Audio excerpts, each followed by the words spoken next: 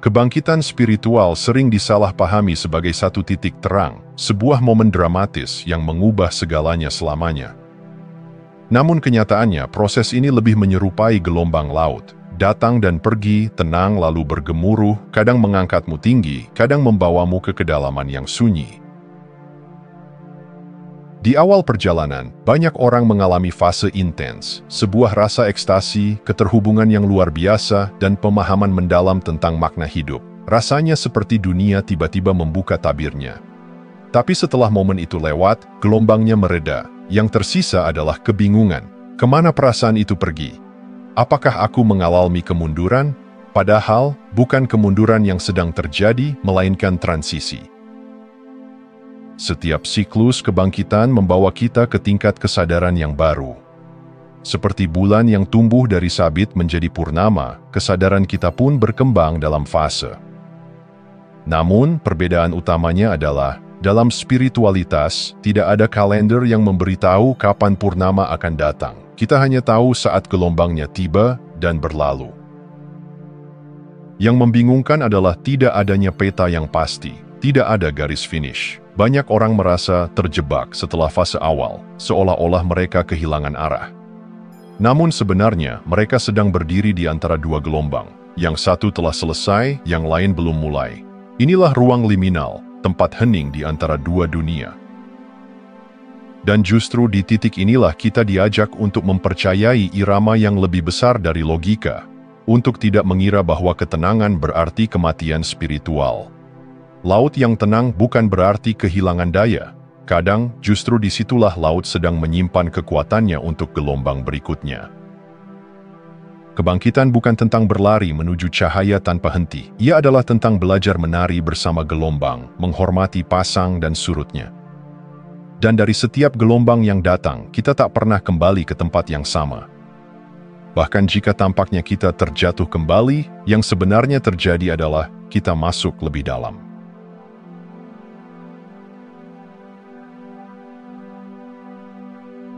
Setelah badai pencerahan pertama berlalu, saat energi mengalir deras, saat segalanya terasa penuh makna, hadirlah sesuatu yang tak terduga, yaitu keheningan. Ia datang tidak dengan peringatan, tidak pula dengan penjelasan. Tiba-tiba saja, apa yang dulu menyala kini meredup. Praktik-praktik yang dulu menggugah kini terasa datar, dan dari dalam muncul rasa kosong yang membingungkan. Disinilah banyak orang mulai meragukan dirinya. Apa aku salah jalan? Mengapa aku merasa mati rasa? Tapi sebenarnya, inilah bagian yang tak terpisahkan dari perjalanan. Gelombang spiritual pertama telah mereda, dan tubuh pun memasuki masa pemulihan, bukan karena lemah, tapi karena sedang menyelaraskan energi yang baru diterima. Seperti bumi yang diam setelah gempa, atau hutan yang sunyi setelah badai, jiwa pun membutuhkan jeda.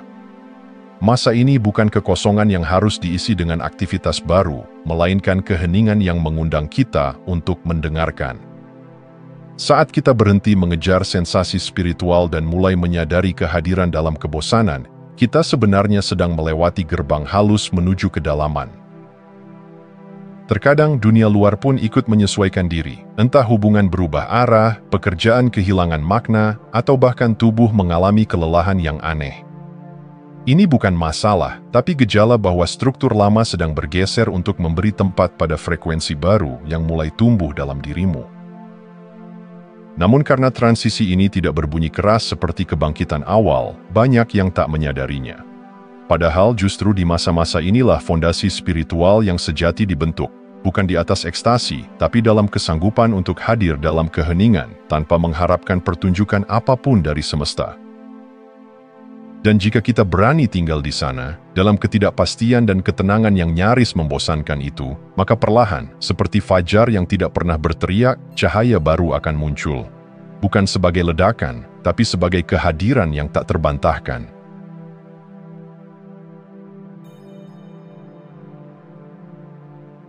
Ada satu fase dalam perjalanan batin yang terasa paling membingungkan, saat identitas yang dulu begitu berarti mulai memudar. Bukan karena kita menginginkannya, tapi karena ia tak lagi pas. Gelar-gelar seperti penyembuh, murid, pencari, atau pejuang cahaya yang dulu begitu membanggakan, kini terdengar hampa. Bukan karena salah, tapi karena telah selesai menjalankan fungsinya. Ini bukan kehancuran, tapi pengosongan, sebuah ruang kosong yang muncul setelah fondasi lama runtuh, sebelum bentuk baru mengambil tempat. Dan di dalam ruang kosong itu, jiwa mulai bertanya ulang, jika aku bukan yang dulu, lalu siapa aku sekarang? Namun, tak ada jawaban yang datang cepat, sebab tahap ini bukan tentang menemukan identitas baru, tapi tentang belajar berada tanpa satupun label. Untuk pertama kalinya, kita tidak bisa bersembunyi di balik peran, tidak ada yang perlu dibuktikan, tidak ada yang bisa dijadikan definisi. Yang ada hanyalah kehadiran yang polos, dan justru disitulah kekuatan sejatinya. Rasa tersesat yang muncul bukanlah tanda kegagalan, melainkan tanda bahwa ego sedang kehilangan pijakan. Kita sedang dilucuti bukan untuk dihancurkan, tapi untuk dibebaskan. Dan meski menyakitkan, fase ini adalah tahap penting di mana kita belajar mencintai keberadaan kita tanpa syarat, tanpa nama, tanpa pencapaian spiritual sekalipun. Ketika kamu merasa tak lagi cocok dengan komunitas, ajaran, atau bahkan cara berpikirmu sendiri, itu bukan berarti kamu berbalik arah. Itu justru berarti kamu telah melampaui kerangka lama yang dulu menampung kesadaranmu. Sekarang, wadahnya harus diperbesar, tapi sebelum diperluas, ia harus dikosongkan. Dan di dalam kekosongan yang tak nyaman itu, jiwa sedang menyiapkan sesuatu yang lebih otentik. Bukan peran baru yang lebih keren, tapi cara hidup yang lebih sejati. Bukan label yang lebih spiritual, tapi kehadiran yang lebih jujur. Ketika semua peran telah lepas, yang tertinggal hanyalah kehadiran. Dan mungkin, itulah satu-satunya identitas yang tak akan pernah usang.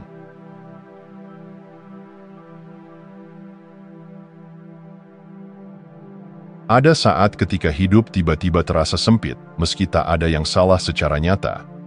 Barang-barang di sekitar terasa berlebihan, hubungan terasa melelahkan, bahkan rutinitas spiritual yang dulu menenangkan kini terasa hambar.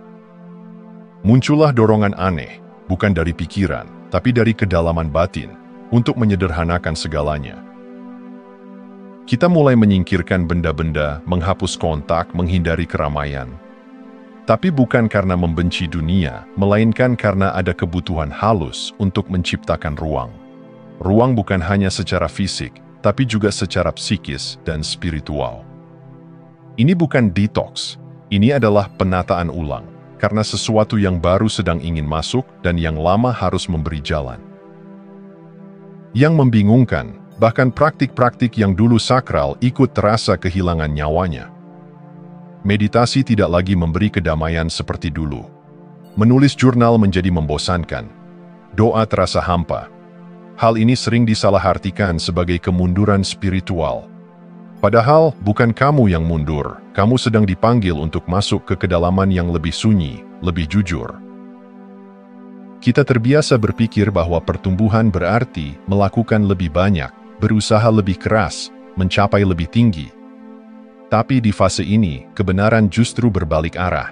Pertumbuhan berarti melepas lebih banyak, menyerah lebih dalam, diam lebih lama. Karena keajaiban spiritual berikutnya tidak datang dari kekuatan, melainkan dari kelapangan batin yang menerima bahwa tidak semua harus dikendalikan. Semakin kamu mencoba memaksakan makna pada fase ini, semakin lelah rasanya, karena yang diminta bukan lagi eksplorasi keluar, tapi ke dalam. Bukan lagi pencapaian, tapi pelepasan. Yang lama bukan salah, hanya saja ia tidak bisa membawamu lebih jauh. Kamu tidak membuangnya, kamu menghormatinya, lalu meletakkannya dengan tenang. Dan dari ruang kosong yang baru itu, yang awalnya terasa asing dan sunyi, muncullah benih baru. Belum berbentuk, belum bisa dijelaskan, tapi terasa hidup. Sesuatu sedang menunggu untuk tumbuh di dalam dirimu, tapi ia hanya bisa tumbuh jika tanahnya dibersihkan lebih dulu.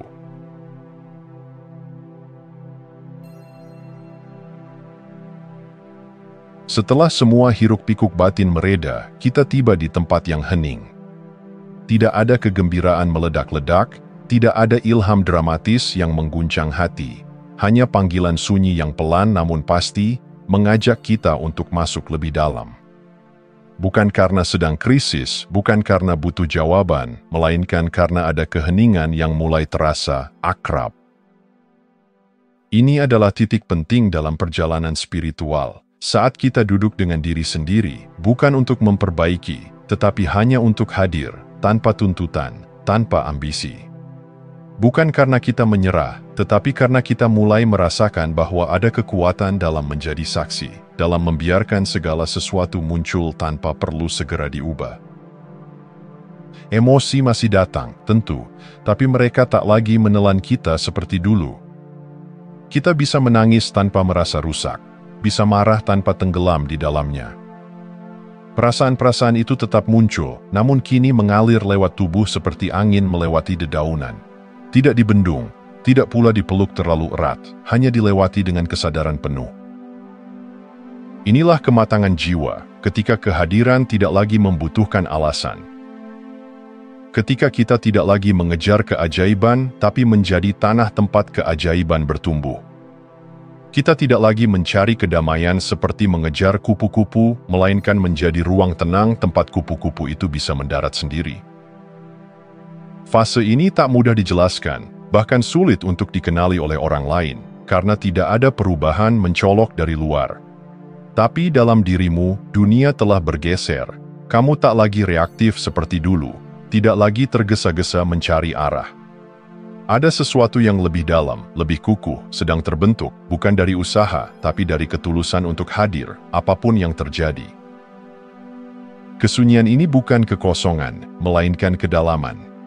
Dan hanya mereka yang berani tinggal di dalamnya yang akan menemukan bahwa di balik diam ada ruang tak terbatas yang memeluk segalanya. Di sanalah jiwa menemukan kekuatannya yang paling jujur.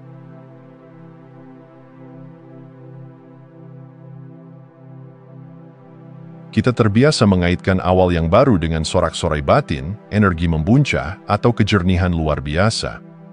Namun dalam realitas spiritual yang lebih dalam, fase baru justru datang dengan kelembutan. Bukan seperti pintu yang dibuka keras-keras, melainkan seperti celah kecil yang perlahan menganga, hanya bisa dirasakan jika kita cukup diam untuk mendengarnya.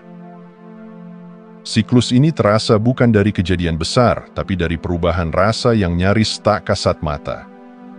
Tiba-tiba kita mulai kehilangan selera terhadap hal-hal yang dulu menghidupkan.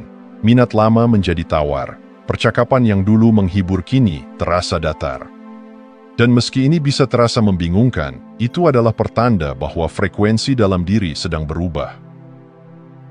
Di antara kebosanan itu, tersembunyi gerbang baru. Ia bukan gerbang yang bertuliskan transformasi dalam huruf besar, melainkan lorong hening yang hanya bisa diikuti oleh intuisi.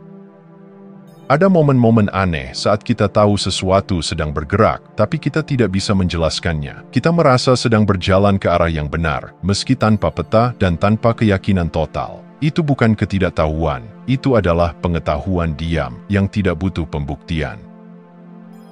Dan disinilah banyak yang merasa rapuh, karena tidak ada lagi pegangan lama, tapi pegangan baru pun belum terbentuk. Kita menjadi sensitif, lembut, dan seringkali mudah tersentuh oleh hal-hal kecil. Ini bukan kelemahan, melainkan pertanda bahwa lapisan pelindung lama telah luruh dan diri yang lebih otentik sedang muncul, masih telanjang, masih belajar berdiri.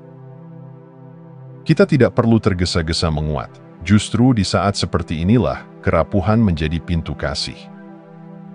Kita diajak untuk merawat diri, bukan memperbaiki. Untuk membiarkan proses bekerja tanpa kita intervensi terus-menerus. Karena kali ini, perubahan tidak datang dari kehendak kuat, tapi dari aliran halus yang hanya bisa diikuti dengan kepercayaan.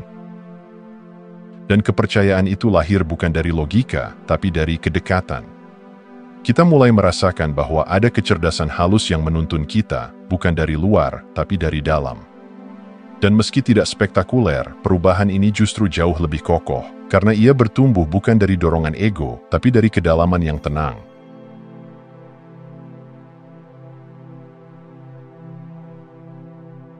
Setelah perjalanan panjang melewati pasang surut batin, kehilangan, keheningan, dan kelahiran kembali yang nyaris tanpa suara, kini kamu berdiri di sebuah tempat yang berbeda. Bukan karena segalanya telah selesai, tapi karena kamu telah menjadi lebih utuh. Dan tanpa kamu sadari, sesuatu dalam dirimu telah berubah secara radikal, bukan secara mencolok, tapi terasa nyata. Kamu tidak lagi mencari-cari konfirmasi dari luar, tidak lagi menunggu tanda-tanda ajaib untuk merasa berada di jalur yang benar, karena kini, tanda itu hidup di dalam dirimu. Kamu berjalan bukan berdasarkan kepastian, tapi berdasarkan kepercayaan yang perlahan telah berakar dalam. Kamu tidak lagi terburu-buru mencari cahaya, karena kamu mulai menyadari bahwa kamu adalah sumbernya. Dalam keheningan yang kini terasa nyaman, energi batinmu menjadi lebih tenang, namun kuat. Kamu mungkin tidak banyak berbicara, tapi kehadiranmu menenangkan. Kamu tidak lagi reaktif terhadap dunia luar, tapi bukan karena mati rasa, melainkan karena kamu telah belajar berdiri di tengah arus, tanpa kehilangan pijakan. Praktik spiritualmu mungkin menjadi lebih sederhana, tapi justru lebih dalam. Bukan lagi tentang seberapa lama kamu duduk dalam meditasi, tapi seberapa hadir kamu dalam hidup sehari-hari. Dan sinkronisitas. Ia kembali, tapi bukan sebagai permainan semesta untuk membuatmu kagum, melainkan sebagai bahasa halus yang menegaskan bahwa kamu dan kehidupan kini bergerak dalam satu tarikan napas. Kamu mulai menyadari bahwa kehadiranmu sendiri adalah cermin, bahwa caramu mendengarkan, melihat, dan merespons telah menjadi tanda bagi orang lain, bukan karena kamu lebih tahu, tapi karena kamu lebih hadir. Tidak ada yang perlu diumumkan, tidak ada peran spiritual yang perlu diklaim, keheninganmu cukup, energi yang kamu bawa cukup. Dan meski ini terasa seperti babak akhir, kamu tahu bahwa ini hanyalah keheningan sebelum cahaya berikutnya. Karena seperti gelombang yang tak pernah berhenti datang dan pergi, perjalanan ini pun terus bergerak. Tapi kali ini, kamu tidak lagi terombang-ambing, kamu telah menjadi bagian dari laut itu sendiri. Terima kasih sudah menonton. Jangan lupa like, komen, dan subscribe untuk dukung channel ini terus berkembang. Sampai jumpa di video selanjutnya.